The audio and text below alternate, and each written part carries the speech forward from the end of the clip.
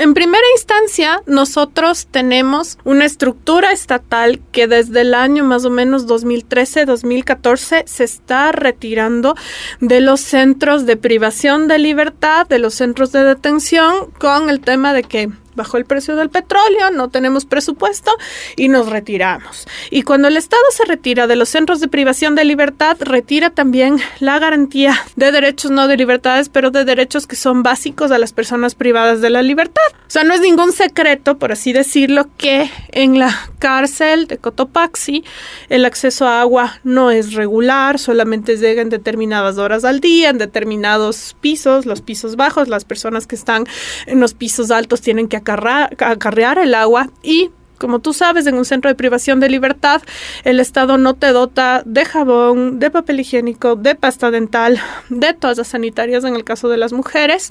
Igual desde que se inaugura la cárcel, en Cotopaxi, no había el acceso a agua, pero se inauguró.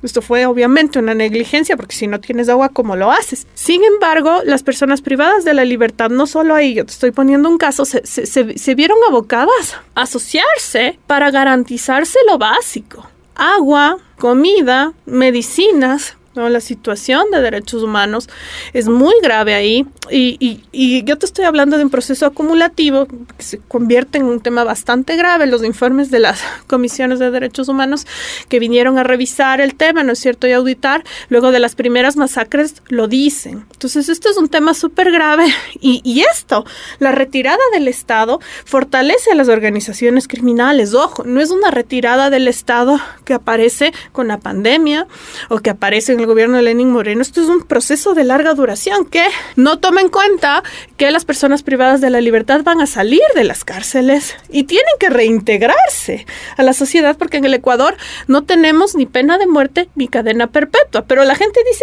ya que se vayan a las cárceles y no es mi problema. No, el común de los mortales razona así.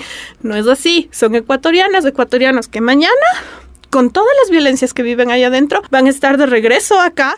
Y solo una cosa chiquita, para no extenderme mucho, lo que pasa ahora ya son actos de gobernanza política de grupos de delincuencia organizada que se han fortalecido por la retirada del Estado dentro de los centros de privación de libertad, pero también de las poblaciones más vulnerables en este país. Y este rato lo que quieren hacer es incidir en la política pública. Ahora, con la retirada progresiva del Estado y las falencias que usted ha hecho menciona, ¿es posible que el nuevo gobierno pueda recuperar el control y solucionar en algo la situación de las cárceles del país? Esto se debe ver como una prioridad. El problema es ¿no? Los políticos piensan en la renta, en los votos.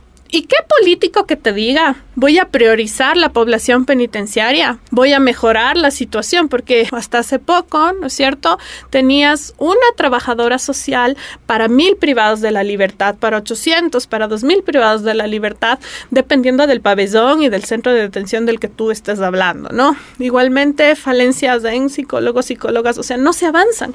¿Cómo se supone que tú le vas a hacer seguimiento psicológico para construir un plan de vida si tienes a tu cargo 500 personas privadas de la libertad? Es que humanamente es imposible. A lo único que se tiene acceso es quizás a terapias grupales o bueno, hay que hacer una actividad, pues pónganles una película y con eso ya se hace la actividad. Las cosas no funcionan así. Entonces los candidatos, como saben que las personas privadas de la libertad son aquellos en nuestra sociedad a los que nadie quiere ver, a los que nadie defiende, ¿no es cierto?, por poco. Entonces no les genera renta política priorizarlo, pero si tú lo miras independientemente de la renta política, lo que tienes que hacer es otorgar recursos. Yo no te estoy diciendo darles todo gratis y que no trabajen y que... No.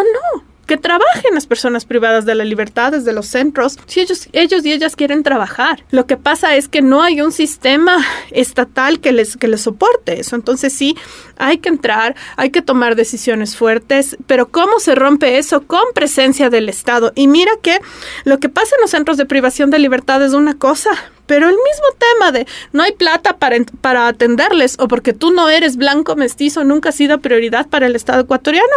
Esmeraldas, ¿no es cierto?, la línea de la frontera sur, las poblaciones indígenas, los barrios donde viven los quintiles más bajos de la población en el Ecuador, retirada del Estado, pero ¿quién se toma esos lugares? Organizaciones, estructuras de delincuencia organizada que toman en cuenta la vulnerabilidad de la gente, que le dan lo que el Estado nunca les da, que les generan fuentes de trabajo y que van cooptando las poblaciones. Entonces, imagínate, el gobierno del presidente Lasso no solamente ha tomado una línea de perseguir el delito, que está bien, o sea, no puedes tú como Estado admitir el delito, porque eso no, o sea, no sería un Estado democrático de lo que tú estás hablando, ¿no? Sino un Estado que beneficia a una élite de delincuentes y que le es funcional. Está bien perseguir el delito, pero otra cosa es entrar en una dinámica de confrontación y de guerra, que es lo que ha hecho el presidente Lasso y que nos deja la estela de muertes que tenemos. Ante los últimos acontecimientos suscitados en el país, algunas autoridades han indicado que en ciertos casos existen alteraciones de la realidad, más aún con la difusión de videos editados. Desde su conocimiento, ¿cómo puede esto llegar a afectar en el subconsciente de una persona? La exposición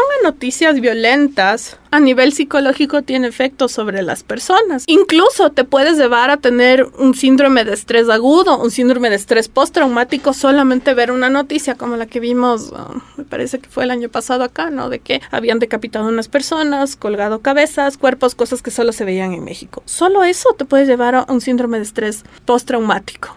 Y eso obviamente te empieza a afectar la psiquis, tiene efectos sobre las personas. Y eso es un tema que se debe tomar en cuenta. Pero eso es una cosa. Y otra cosa es negar por completo la realidad.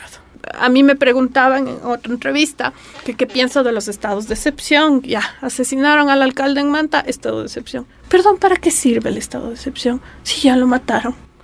O sea, yo sí digo ahí sí, para matar el turismo, la actividad. O sea, no es que tú matas a un alcalde y como organización criminal vas a seguir en esa ciudad. ¿Qué pasó? ¿No es cierto? Declararon el estado de excepción ahí, incluso en Guayaquil, no sirvió para nada. Y después de eso, la organización criminal dijo, bueno, no puedo aquí, pues como cucaracha, ¿no? El efecto cucaracha. Se movieron esmeraldas a reventar todo. Entonces, estos temas son bastante difíciles de manejar, pero por otro lado, la probabilidad que tú tienes de tener un accidente por fuego cruzado está ahí, por estar donde no debías en el momento equivocado. Pregúntales a las personas que viven en Quevedo, en Babahoyo, en la provincia de Los Ríos. Es terrible. Entonces sí, tienes lo de la percepción, tienes medidas que son como poco reales, pero también tienes ya el hecho, o sea, evidente de que hay que ver el tema del Estado con las falencias que tiene. O sea, ya no podemos planificar política pública pensando en renta política, pensando que las cosas están bien. Las cosas están mal y se pueden poner peor si es que como ciudadanas y como ciudadanos no meditamos el voto. Esto es gravísimo.